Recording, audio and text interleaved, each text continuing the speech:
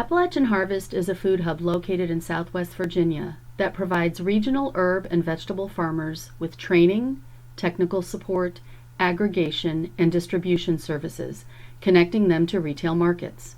We currently source produce from farmers in Virginia, Tennessee, West Virginia, Kentucky, and North Carolina. This webinar is made possible by Risk Management Agency 2018 Risk Management Education Partnership Program.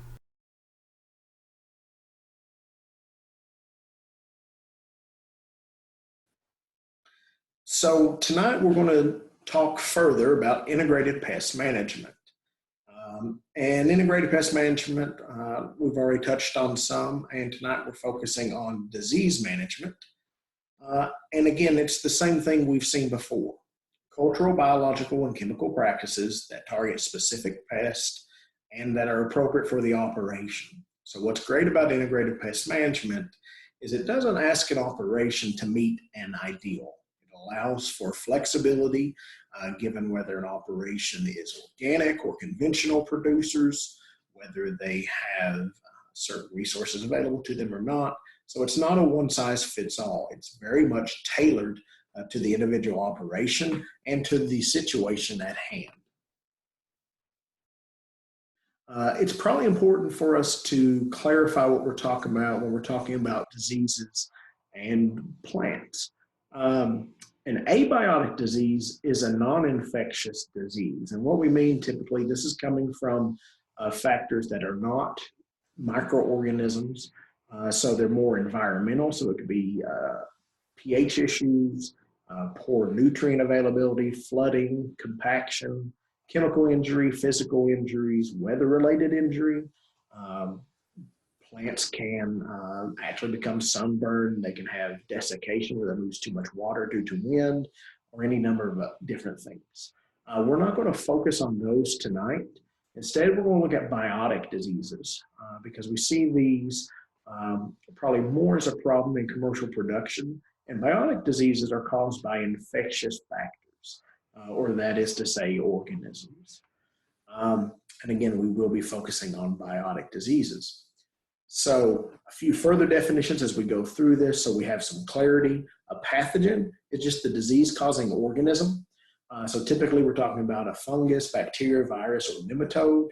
The host is the susceptible plant that is attacked by the pathogen.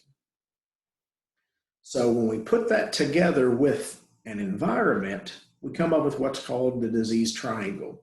And what this figure is demonstrating is that for a disease to occur, we have to have three elements. First, the susceptible host. Second, the pathogen. And lastly, an environment that is conducive for the disease to happen. So for instance, if we have a susceptible host and a pathogen present, but the disease needs wet conditions and we have a very dry year, we're probably unlikely to see that disease occur in production. So what we do for our integrated pest management is focus on these three components and determining how our actions may control disease by affecting these three components.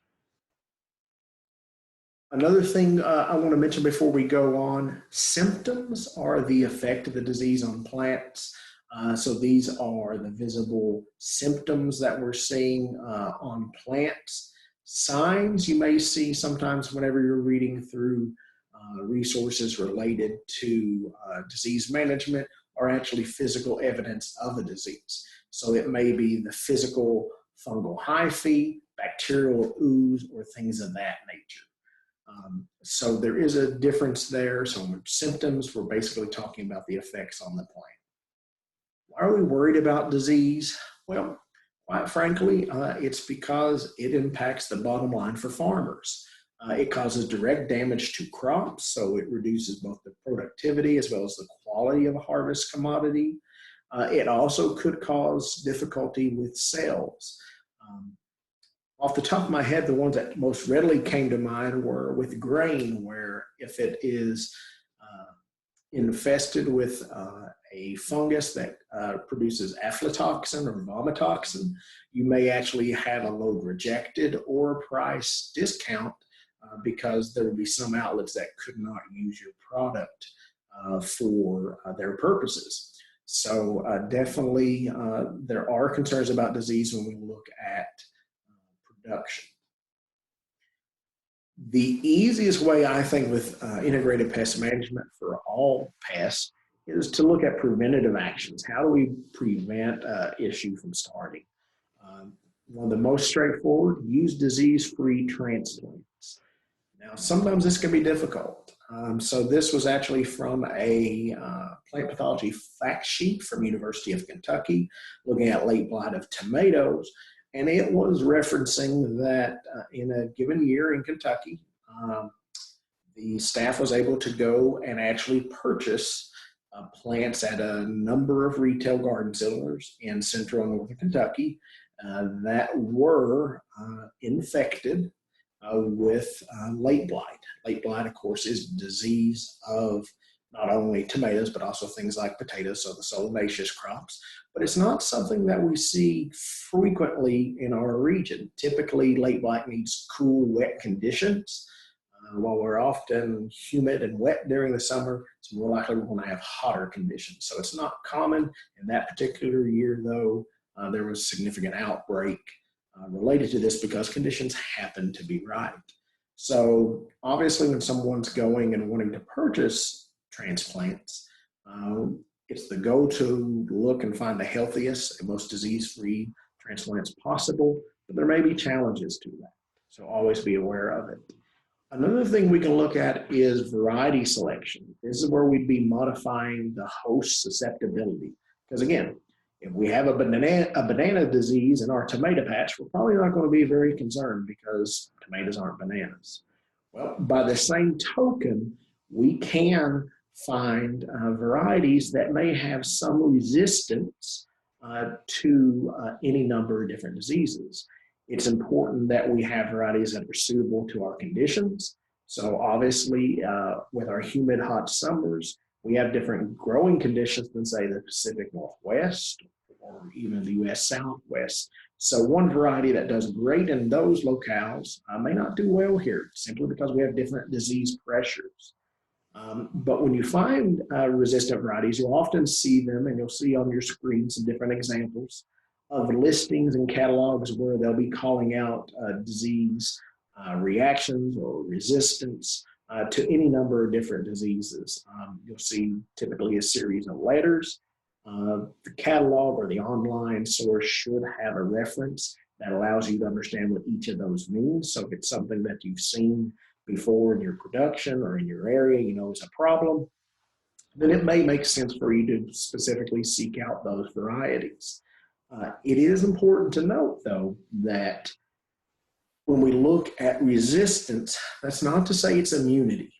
So when we have a plant that is resistant, all things being equal, it will do better than a plant that is non-resistant. That doesn't mean that it won't have negative effects on the crop. It just means it is more likely to have a successful outcome. It doesn't mean we aren't looking at other methods such as utilizing pesticides for the control of diseases or something like that. It just means these plants have a better likelihood of a better outcome. So you'll see things such as high resistance, intermediate resistance. You may see tolerance listed for some diseases. And again, that's not immunity. It doesn't mean there can't be a problem. It just means these plants are more likely to have a better outcome. An important action that producers can follow is sanitation. And what I mean by that is pathogens that cause the disease that infests the plants very often overwinter in crop debris.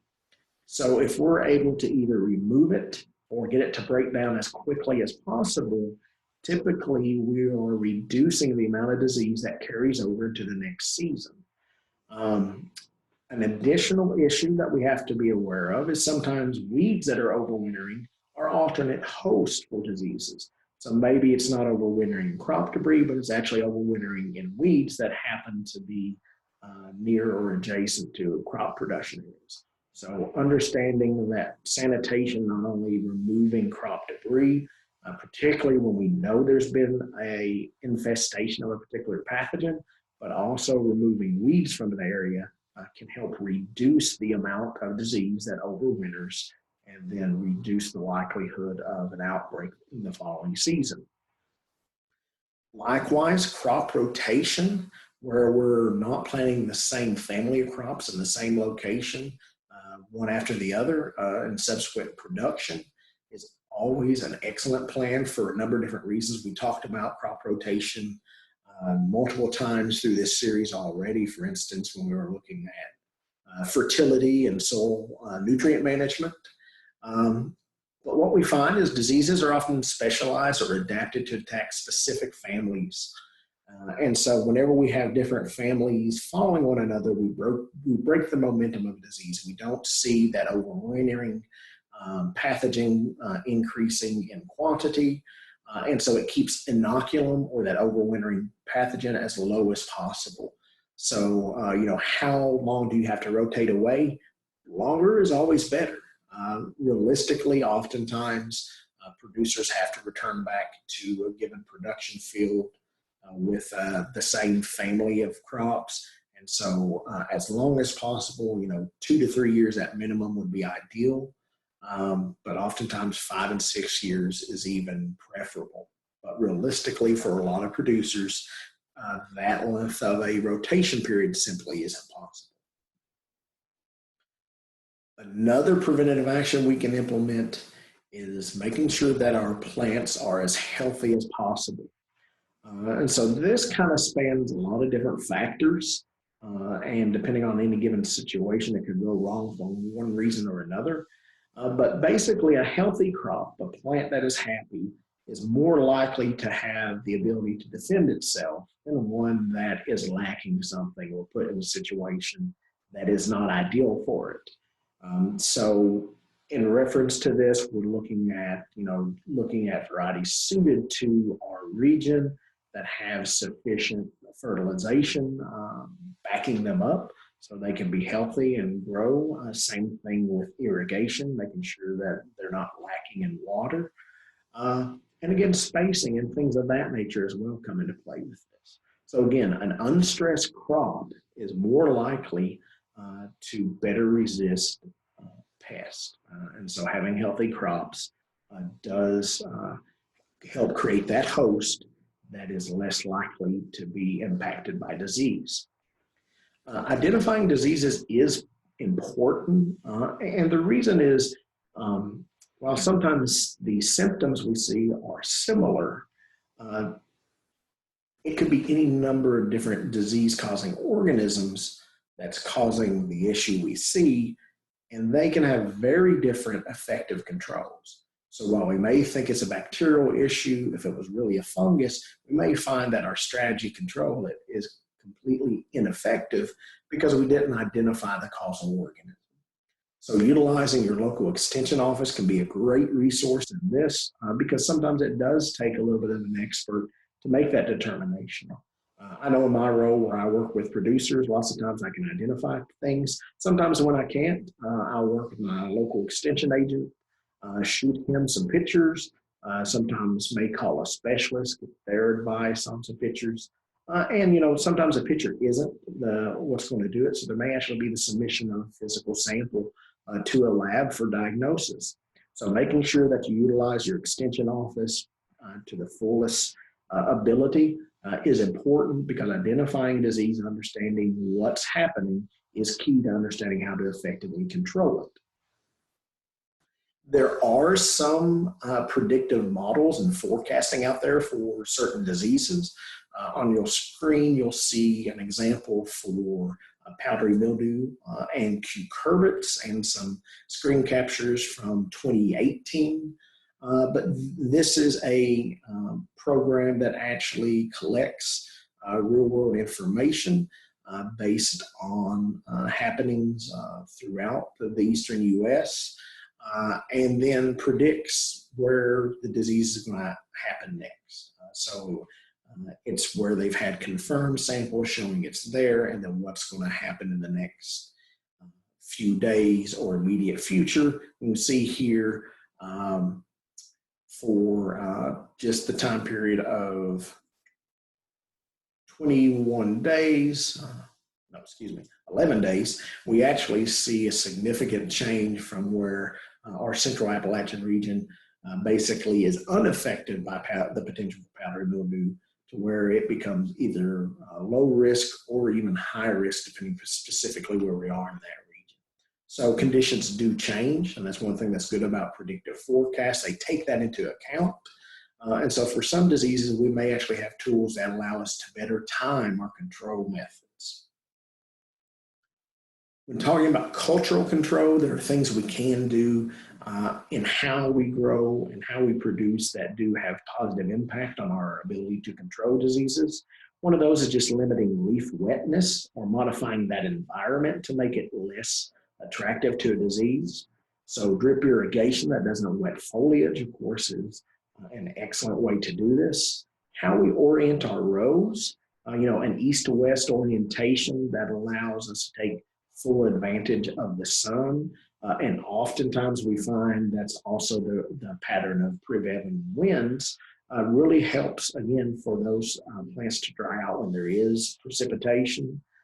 Also looking at adjusting plant spacing, both within row and between row. If we widen those, oftentimes we can speed drying of plants. And the quicker we can get a plant dry, the less likely we are to create that favorable environment for infection to happen. Additionally, we need to look at insect control.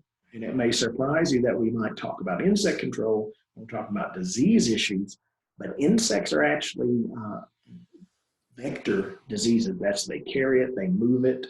So particularly with viruses, if we're seeing virus begin in a field, looking at how we're controlling insects and making sure that's effective can help prevent the movement of those issues, because an infected insect can move disease throughout a production area and even to other farms.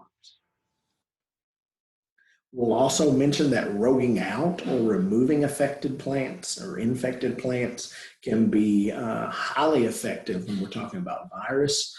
So on the left, you see a plant that has some distorted growth, also some ring spotting within the tissue.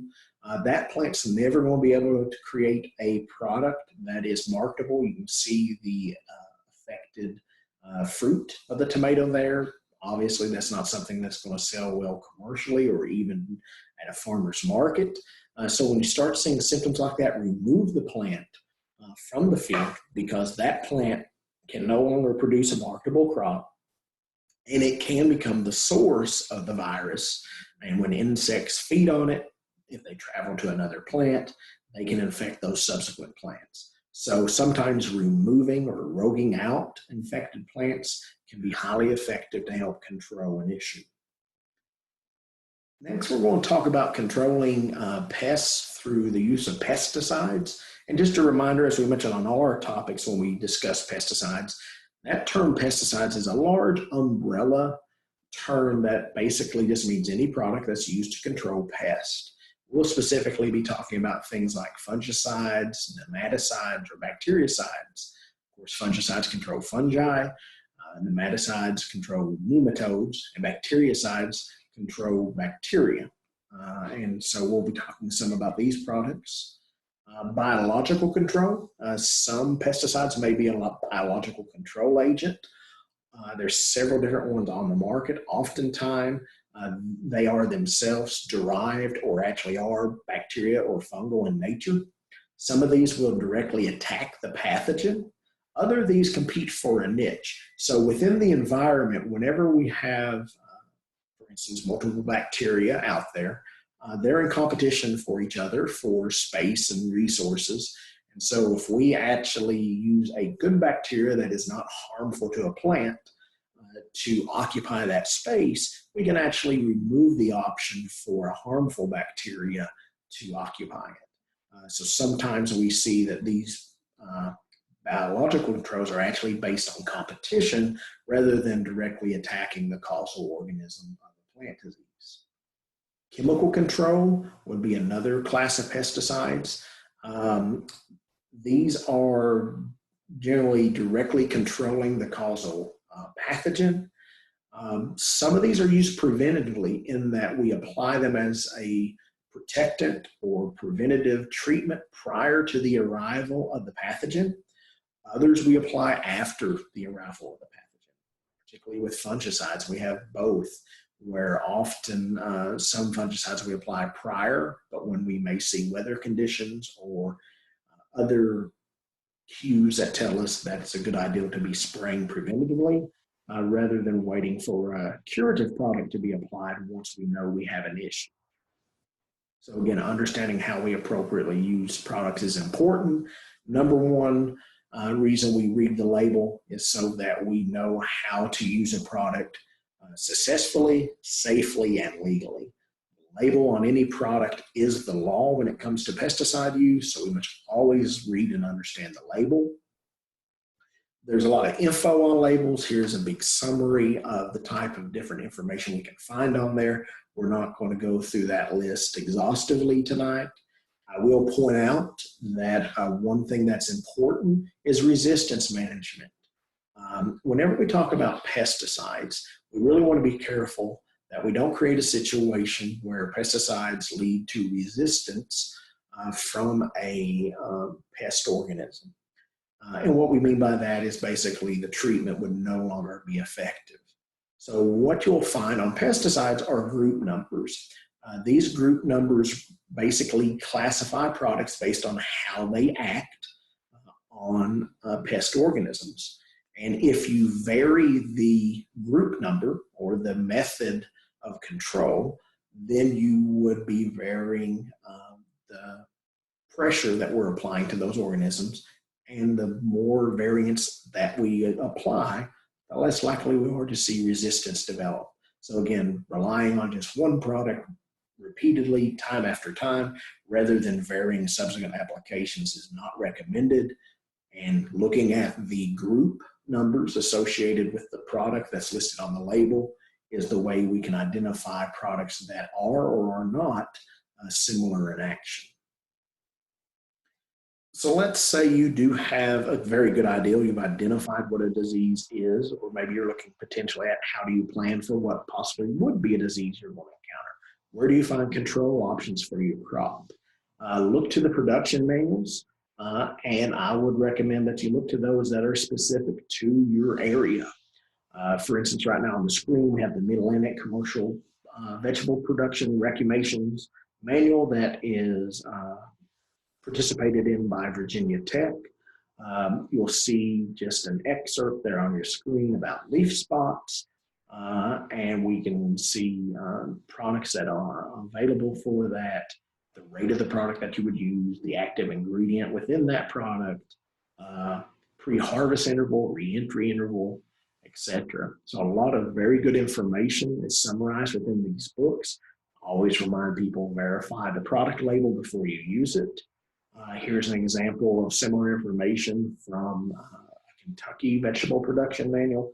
Again, the same exact sort of things we see, where we see application information, as well as a listing of various products for specific problems. I would encourage anyone that's looking at commercial production to seek private applicator certification. You'll see on your screen the two contacts, one for University of Kentucky and State of Kentucky, and the other for Virginia. And I just encourage you to look at those. If you happen to be in another state this evening and listening to us, you should be able to easily find the resource for your state just by searching private applicator certification in your state name. So I encourage you to look at that and determine if that's a path you'd like to do. Because basically what this certification does is it provides you with demonstrated ability to read and understand pesticide labels and use them effectively. It's in the best interest of the producer to do that because it means you're saving money and being as effective as possible, as well as ensuring that the environment is protected and we can still safely utilize control products. If you are new to pesticides, not sure how to read labels, there's any number of different resources out there. If you just type in understanding pesticide labels, there's a link for one on your screen through Virginia Cooperative Extension. That was a good one, but there's many available. I'll also point you to the cdms.net label database. This label database lists labels for products. So sometimes if in a situation where the product label may have been damaged because it was in the shed, a lot of products are liquid, and sometimes liquid and paper labels don't mix well with each other. So it's a great resource to have available to you to look up labels. Another thing I want to recommend to you, and again, a number of different resources are out there, but on preparing pesticide tank mixes. So again, unless a label specifically says you can mix two products together, you don't know if you can or not. Sometimes when mixing different pesticides, they can cause things to precipitate or solids to form within them because they're not compatible with each other. So if you look, again, just a general search for pesticide tank mixes or jar test, it's kind of how it's generically referred to. Basically, you prepare a sample of what you would like to put together within your tank mix in a smaller scale in a jar, and you give it time to see if it actually is going to react with each other or if it will work well with each other. Again, always read and understand the label and make sure there aren't prohibitions in combining certain different products. I mentioned these resources before. If you're not familiar with them, but you're looking at commercial production, highly encourage you to visit your local extension office, ask them about it, or look at them online. These are the go-to manuals for Virginia and Kentucky, respectively. There are some out there that cover a broader region, such as southeastern U.S. Those are excellent too, but I do like ones that are close to home and ones that your local extension folks, as well as specialists at a state level, are familiar with. I do want to point you to a series of excellent IPM resources. These are from University of Kentucky. These are scouting guides for common problems within solanaceous, sweet corn, cucurbits, and cole crops. While specifically written for the state of Kentucky, they apply broadly in our region to good effect. So you'll see the website there on your screen. I highly encourage you to look at these. These are modern, up-to-date publications. They have excellent pictures in them. So I encourage you to utilize these in your production. Additionally, I would mention that, with a number of different greenhouses and high tunnels that we see coming into our region through some cost share programs with Natural Resources Conservation Service, be aware that growing in those environments is a little bit different than growing in the field. And so there are potential issues with that for greater disease concerns.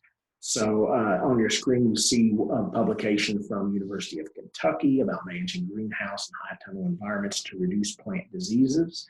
If it's not something you've given thought to before, but you do have one of those structures, I encourage you to track down this publication or a similar one.